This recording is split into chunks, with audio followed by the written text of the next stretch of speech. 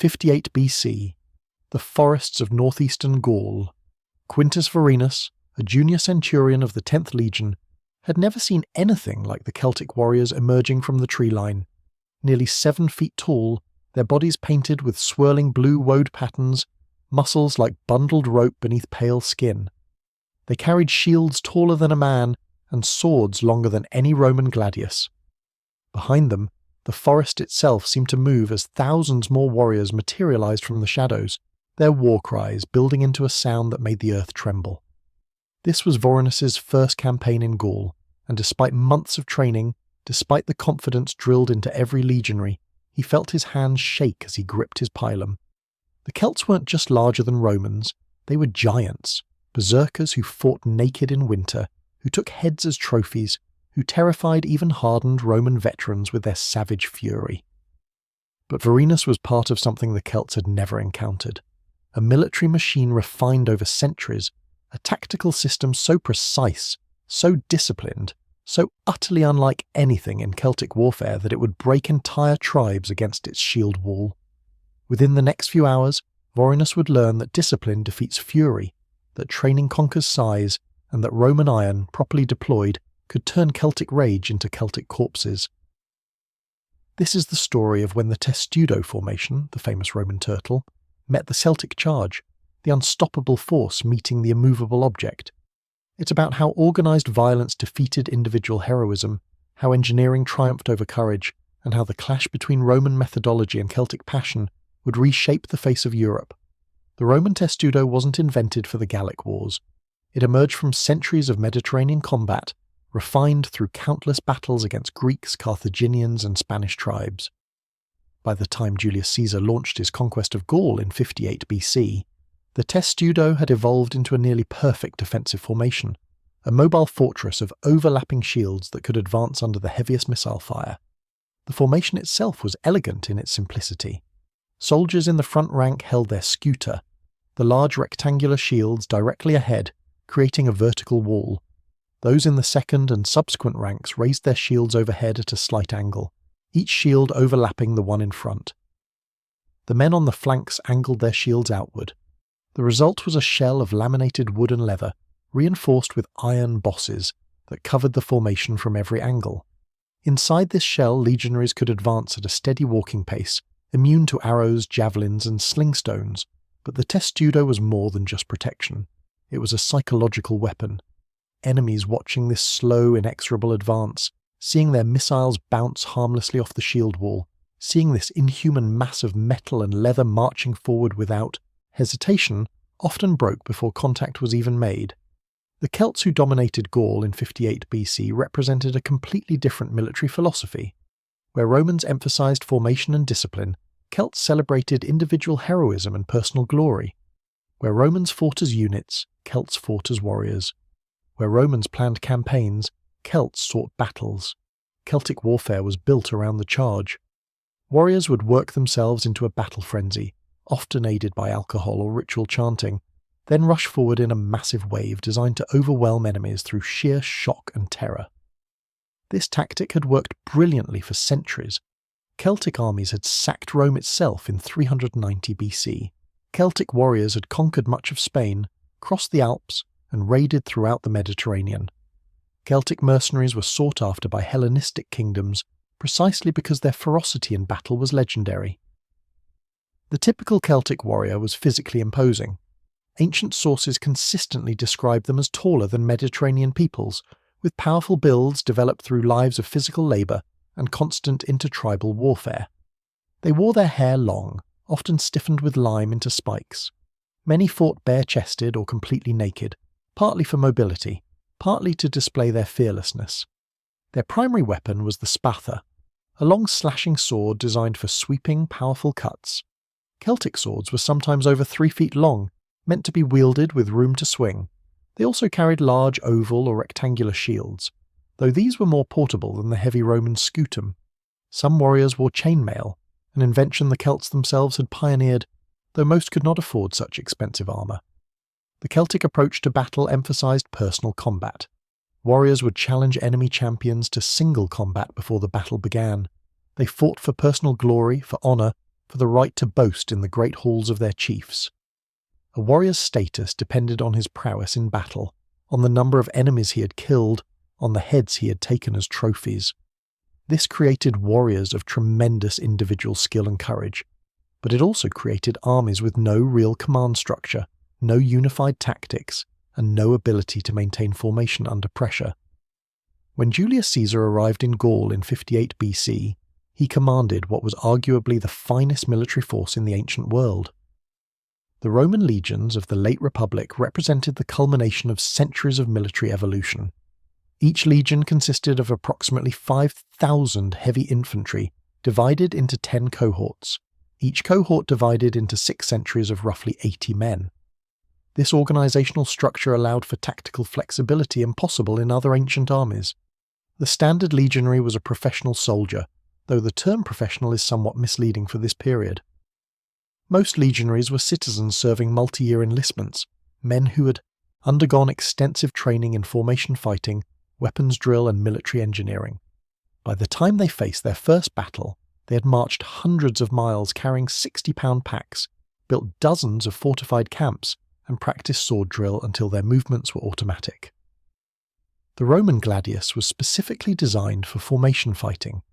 Short, broad-bladed, it was a thrusting weapon rather than a slashing one.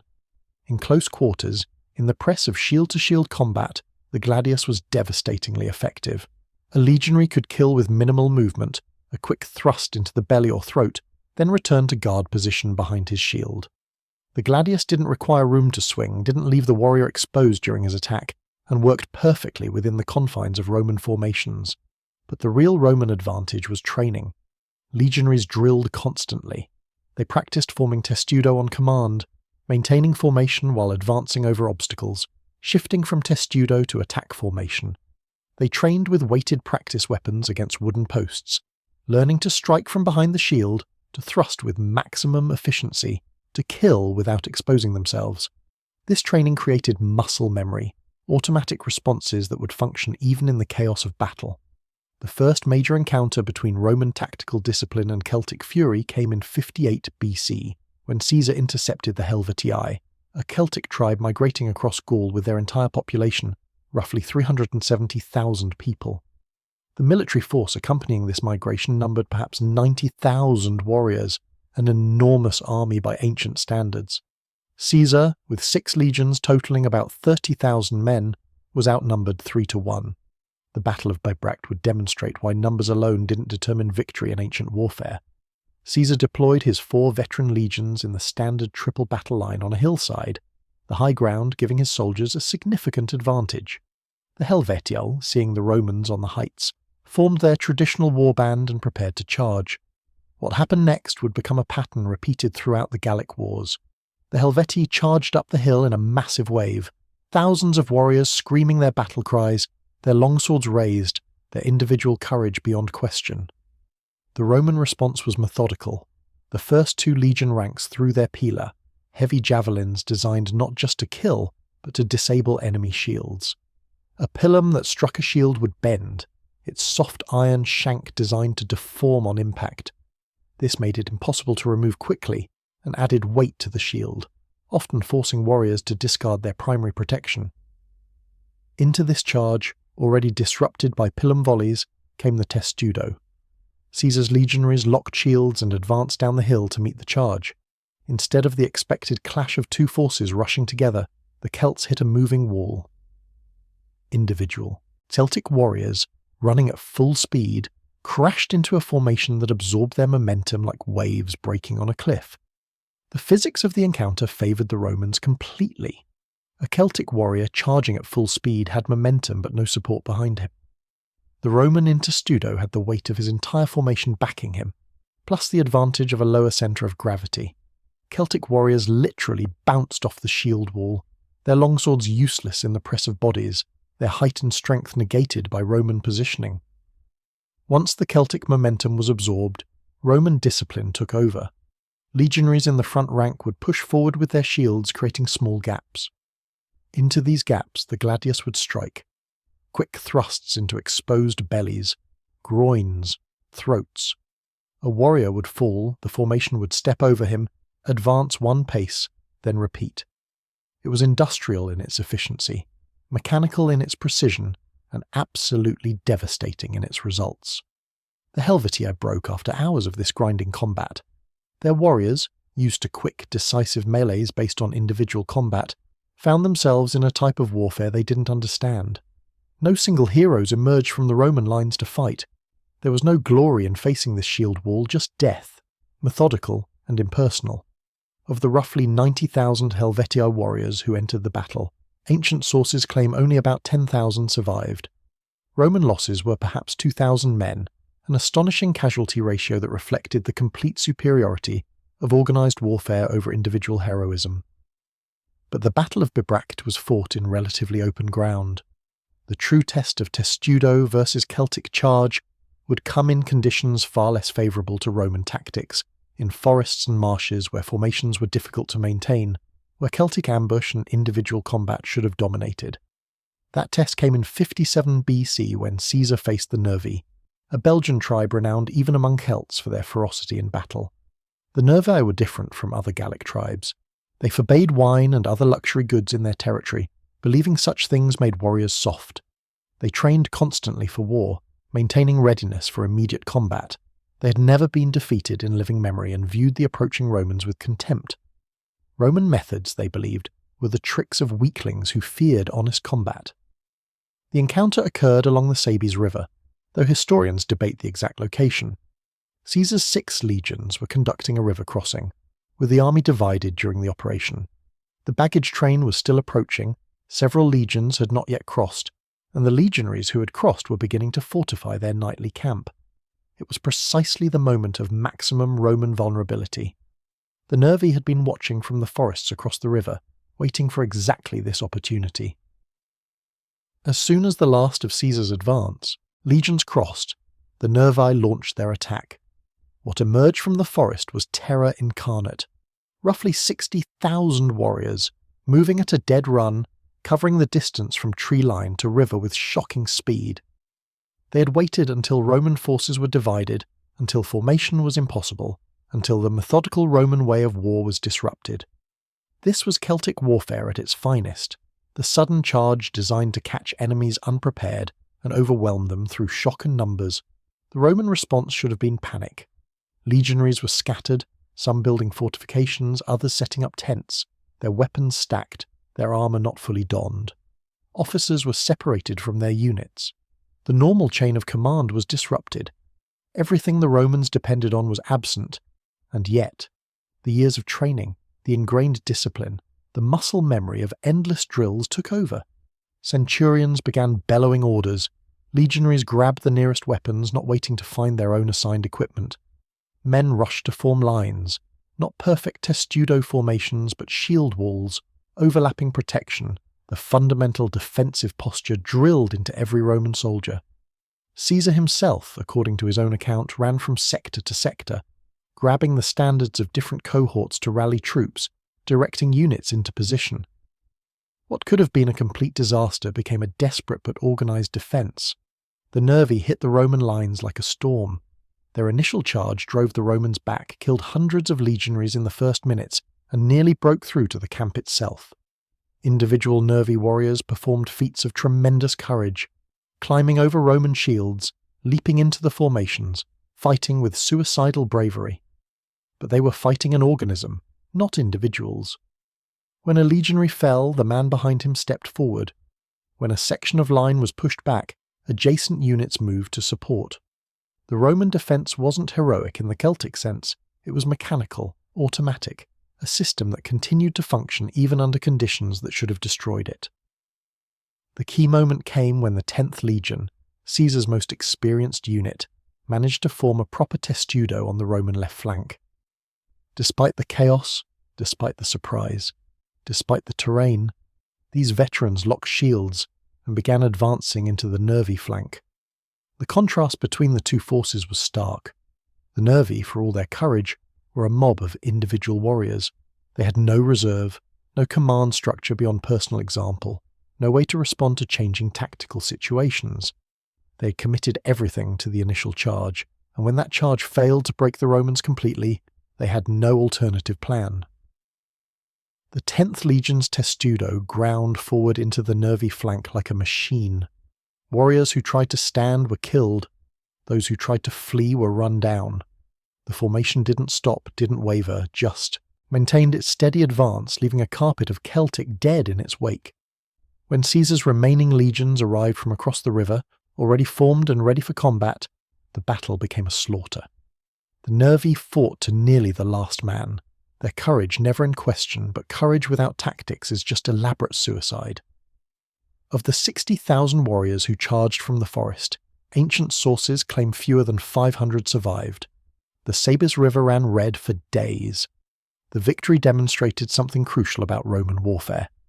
The Testudo and the broader Roman tactical system weren't just effective in ideal conditions. They worked even when everything went wrong, even in the chaos of surprise attack, even when outnumbered and divided. The system had redundancy built in, with every soldier trained to step into any role, with command structure that could reconstitute itself even when officers were killed. The Celtic system, by contrast, required everything to go right. The charge had to break the enemy line, individual warriors had to prove their courage, momentum had to be maintained. When any of these elements failed, the entire approach collapsed. In 52 BC, the Gallic chieftain Vercingetorix, who had studied Roman tactics and understood their weaknesses better than any previous Celtic leader, assembled the largest coalition of Gallic tribes ever gathered. His strategy was brilliant. Avoid pitched battles where Roman formations dominated, use scorched earth tactics to deny the Roman supplies, strike at their supply lines, force them to fight on Celtic terms. For months this approach worked. Roman forces were harassed, starved and frustrated. Caesar faced his most serious crisis since arriving in Gaul. But eventually, Vercingetorix made the mistake every Celtic leader eventually made. He committed to defending a fixed position, the hill fort of Alesia, and Caesar besieged it. The resulting siege would become one of history's most famous military operations, involving circumvallation walls, counterattacks, and eventually a relief force of perhaps 250,000 Gallic warriors. The climactic assault on Alesia saw Celtic forces attacking simultaneously from inside the fortress and from the relief army outside, catching Caesar's legions between two massive forces. At several points the Roman lines nearly broke. Germanic cavalry in Roman service fled the field. Sections of the fortification walls were overwhelmed. It was the closest Caesar ever came to complete defeat in Gaul. But once again, Roman discipline held. Legionaries in Testudo manned the fortification walls, their shield formations turning the defensive palisades into overlapping killing zones. Gallic warriors trying to cross the ditches and obstacles Caesar had constructed found themselves trapped in kill zones, unable to retreat, unable to advance, slowly cut down by pilum volleys and gladius thrusts from Romans in perfect formation. The key engagement came when Caesar personally led his final reserves, a force of just 13 cohorts, roughly 5,000 men, in a counterattack against the rear of the Gallic relief army. These legionaries formed Testudo and punched through perhaps 60,000 warriors, their concentrated formation acting like a spear point that disorganized the entire Gallic army. The relief force broke and fled. Vercingetorix surrendered the next day. The siege of Alesia demonstrated the ultimate expression of Roman tactical superiority, against overwhelming numbers, against enemies fighting desperately for their freedom, against brilliant leadership, Roman formations and Roman discipline prevailed. The Testudo wasn't just a defensive formation. It was a force multiplier that allowed smaller numbers of highly trained soldiers to defeat vastly larger forces of individually courageous warriors. The contrast in casualty figures throughout the Gallic wars tells the story. Modern historians estimate that Gallic tribes lost perhaps 400,000 to 600,000 warriors killed in combat during Caesar's campaigns. Roman losses, while significant, were probably less than 50,000 legionaries. These lopsided casualty ratios didn't reflect superior courage. The Celts were demonstrably brave, or even superior equipment. Celtic metalworking was excellent. They reflected superior organisation, tactics, and training. But there was more to Roman success than just the Testudo formation. The Romans understood war as an engineering problem. When facing the Nervi, Caesar's legions built a fortified camp every single night, complete with ditches, palisades, and interior organisation. This took hours of labour after full days of marching, but it meant Roman forces were never caught completely unprepared. Even in their most vulnerable moment, as the Nervi discovered, Romans could retreat to prepared positions. Celtic armies, by contrast, simply camped where they stopped marching. This made them vulnerable to night attacks, prevented them from maintaining supplies effectively, and gave them no fallback position if battles went badly. The Romans built bridges, siege works, fortifications, and roads as integral parts of their military campaigns. Every legionary was trained in military engineering, carrying tools for entrenching in addition to his weapons. The Romans turned logistics into a weapon. Caesar's legions could operate hundreds of miles from Rome because they systematically secured their supply lines, built supply depots, and organised transportation networks. Celtic armies, lacking this logistical sophistication, could only campaign near their home territories for extended periods. This meant Romans could concentrate forces while Celtic tribes remained divided, never able to assemble their full potential strength at one time and place. The psychological aspect of Roman formations cannot be overstated. Celtic warriors were brave individually, but the Testudo presented something that couldn't be fought through individual courage. It was impersonal, inhuman, a thing rather than men, a wall that absorbed fury and returned death with mechanical efficiency. Many accounts describe Celtic warriors hesitating before charging Testudo formations, their courage momentarily failing not from cowardice but from the fundamental wrongness of attacking something that didn't behave like an enemy force.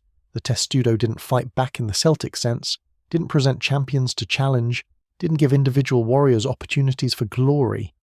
It just advanced slowly, inevitably, killing everything in its path with assembly line efficiency. The long-term impact of these tactical developments was immense. Celtic military culture never recovered from the Gallic Wars. The survivors learned that individual heroism couldn't defeat organised warfare, that courage without discipline was insufficient, that their entire approach to combat was obsolete. Subsequent Celtic revolts in Gaul were smaller, less confident, and ultimately futile. The Romans had demonstrated that their way of war was simply superior. The Roman model would dominate European warfare for centuries. The concept of disciplined infantry fighting in close formation became the foundation of Byzantine, medieval, and eventually early modern warfare. The Testudo itself remained in use for hundreds of years, with variations appearing in different forms throughout the Roman Empire's history. But perhaps more importantly, the Romans demonstrated that warfare was a science, not an art. It could be taught, drilled, systematized. Courage, while valuable, was less important than training. Individual prowess was less important than unit cohesion. The army that could maintain formation under pressure, that could execute complex maneuvers even in chaos, that could turn soldiers into components of a larger machine, that army would dominate the battlefield regardless of enemy numbers or courage. Modern military historians studying Roman tactics often focus on the technical aspects, the specific formations, the weapons, the logistics. But the real lesson of the Testudo versus the Celtic charge is about the transition from heroic to professional warfare. The Celts represented an older tradition, warfare as personal combat writ large, battles as opportunities for individual glory. The Romans represented something new, warfare as organised violence, battles as problems to be solved through training and discipline. When these two approaches met in the forests of Gaul, the outcome was never really in doubt. Individual warriors, no matter how brave or skilled, couldn't stand against disciplined formations of trained soldiers who fought as a single organism. The charge, no matter how fierce, couldn't break the shield wall maintained by men who had practiced this exact scenario thousands of times.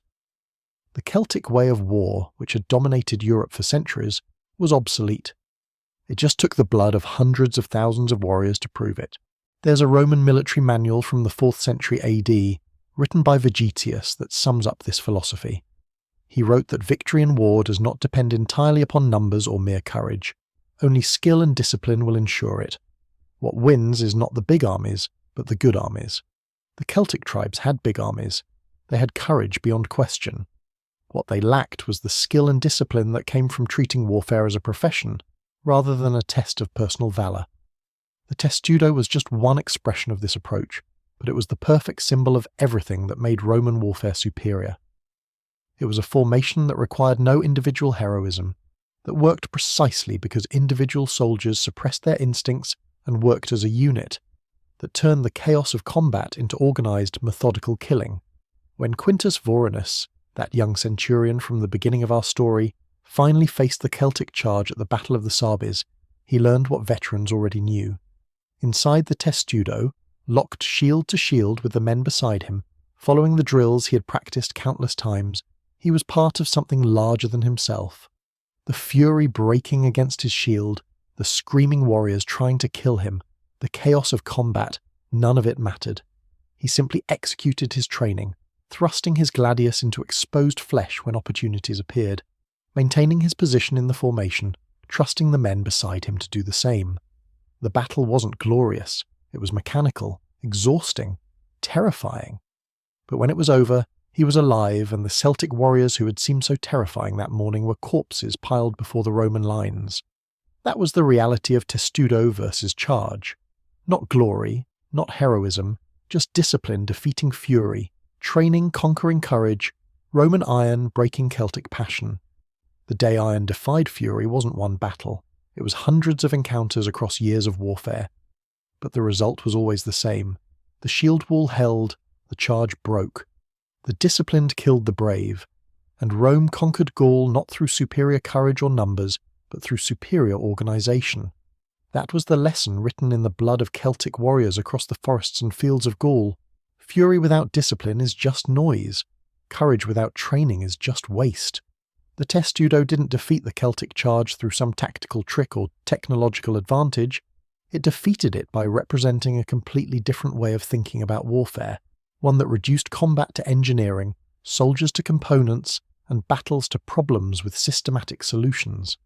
The Celts never had a chance. They just didn't know it until the shield wall closed over them and the gladi began their mechanical work. By then, it was too late to learn the lesson.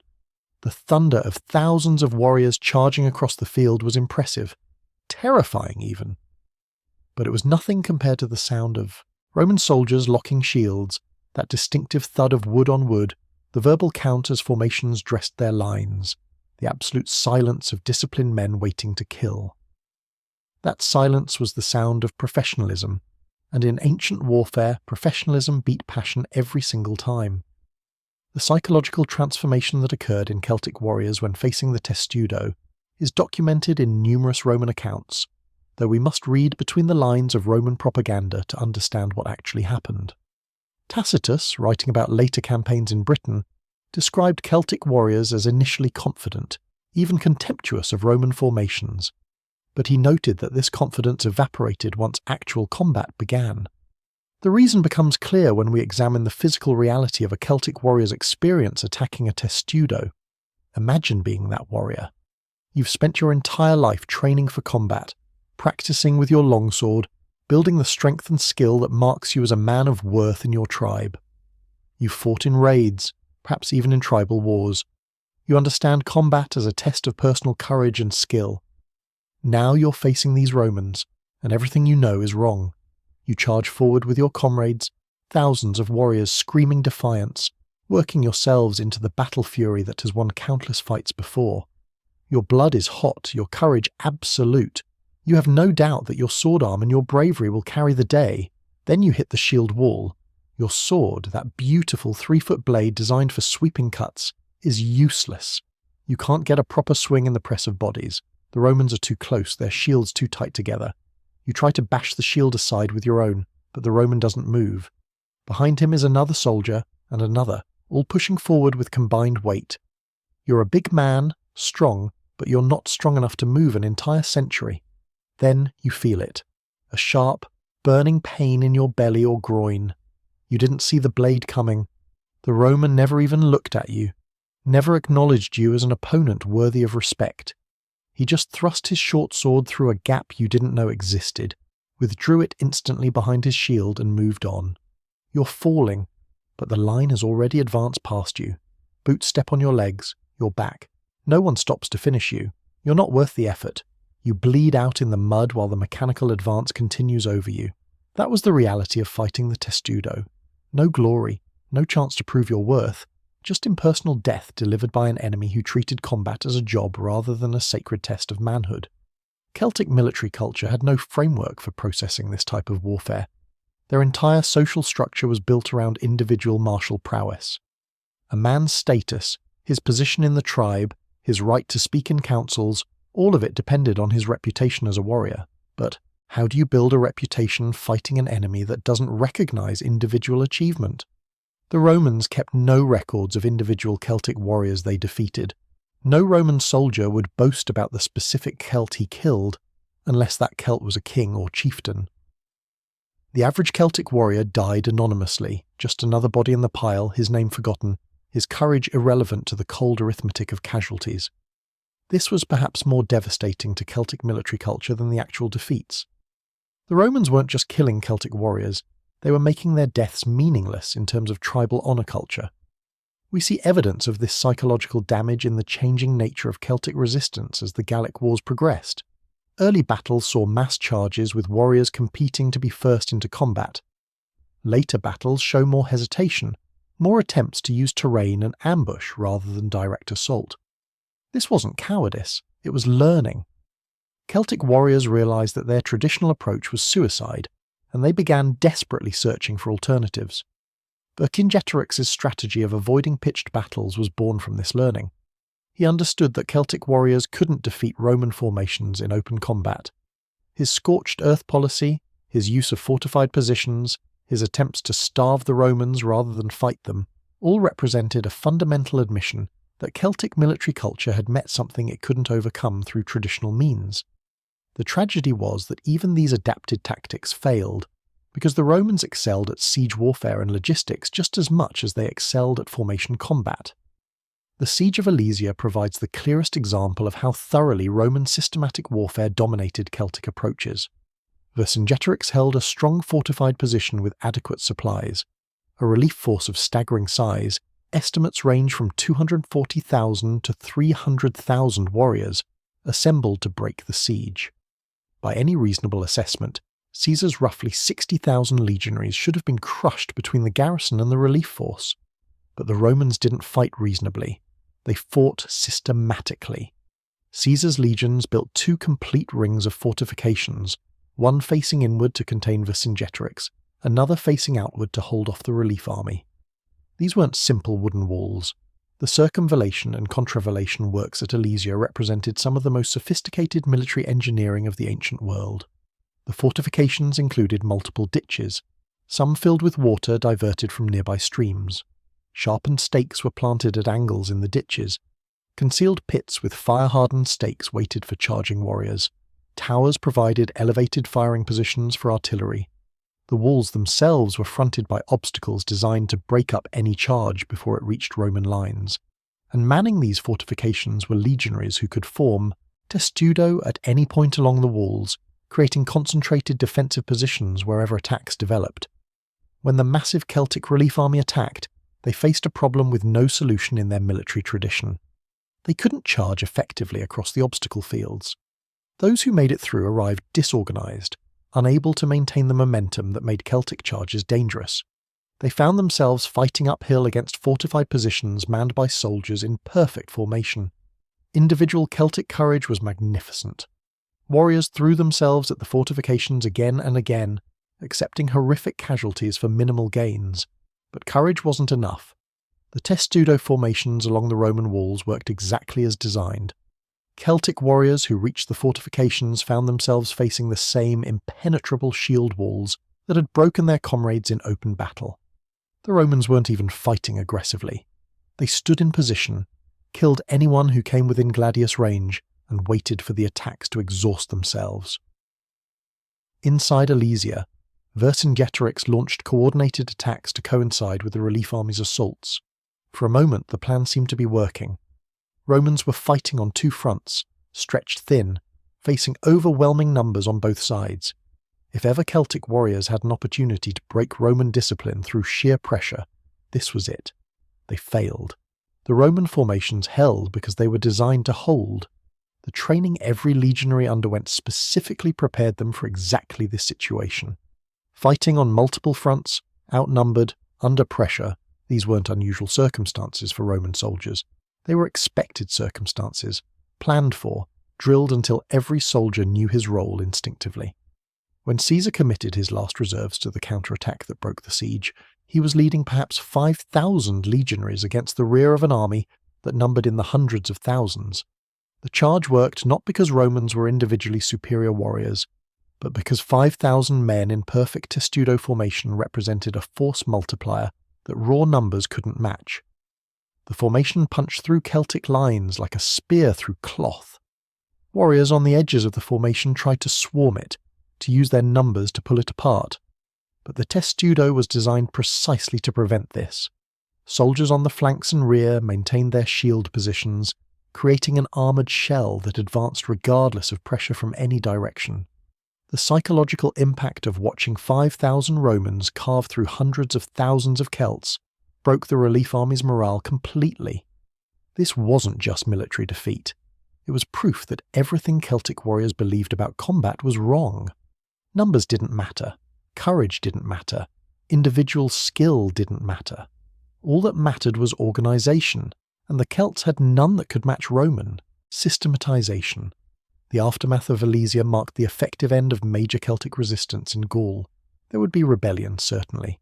Local uprisings continued for years, but never again would Gallic tribes assemble armies to face Rome in open battle.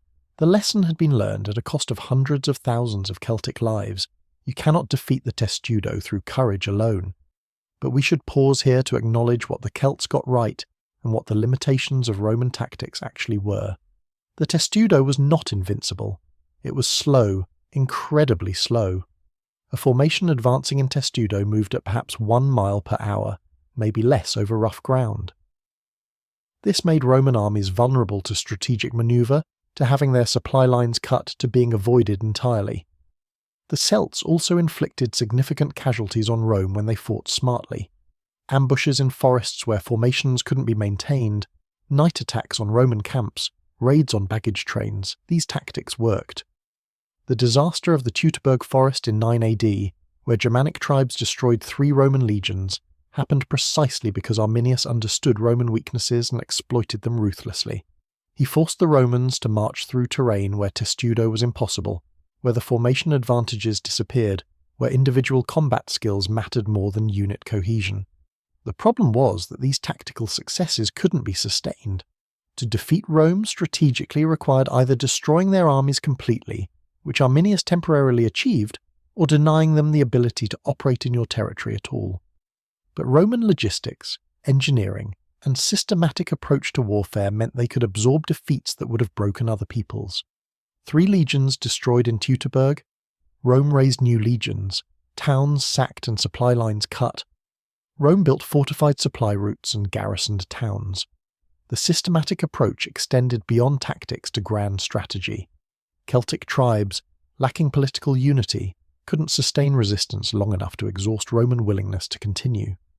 Individual tribes would fight brilliantly, inflict casualties, win tactical victories, then sue for peace or suffer defeat separately. Rome would accept the peace, garrison the territory, and move on to the next tribe. The pattern repeated across Gaul, Britain, Spain, and everywhere Celtic peoples encountered Roman expansion. The testudo was the tactical expression of a broader Roman approach to warfare that treated military operations as systematic enterprises. You didn't need great warriors, you needed trained soldiers. You didn't need inspired leadership, though it helped. You needed competent officers following established doctrine. You didn't need tactical brilliance, you needed logistical support and engineering capability. The entire Roman military machine was designed to minimize the impact of individual variants and maximize the effectiveness of systematic processes. This had profound implications for how Rome built and maintained its empire. Other ancient empires depended heavily on the personal capabilities of their leaders. Alexander's empire fragmented immediately upon his death because Macedonian military power was built around his genius. The Persian Empire under Cyrus and Darius succeeded largely due to their personal capabilities, but Rome created a military system that functioned regardless of who commanded it. Caesar was brilliant, certainly, but competent Roman generals won battles throughout Roman history using the same tactical playbook Caesar employed. The Celtic response to Roman conquest evolved over time, but never found an effective counter to the fundamental Roman advantages. In Britain, Caratacus fought a guerrilla campaign for years, avoiding pitched battles, using terrain, hitting supply lines. He was ultimately defeated not by losing a battle but by being betrayed by other Britons. Boudicca led a massive revolt that initially succeeded through surprise and attacking undefended Roman civilians. But when her forces finally faced Roman legions in open battle, the result was predictable slaughter. Estimates suggest 80,000 Britons died facing perhaps 10,000 Romans, who simply formed Testudo and methodically killed everyone who attacked them. The mathematics of this type of combat heavily favoured the disciplined side. A Celtic warrior in a charge might have 3 or 4 seconds to strike at an enemy before the formations merged. If he was skilled and lucky, he might wound or kill one Roman. Then he was in the press of shield-to-shield combat where his longsword was useless and he had no training for fighting in formation. Within seconds, he would likely be dead. His contribution to the battle, perhaps 1 Roman casualty. A Roman legionary in Testudo faced no such constraints. He could maintain his position indefinitely, protected by his shield and his comrades' shields.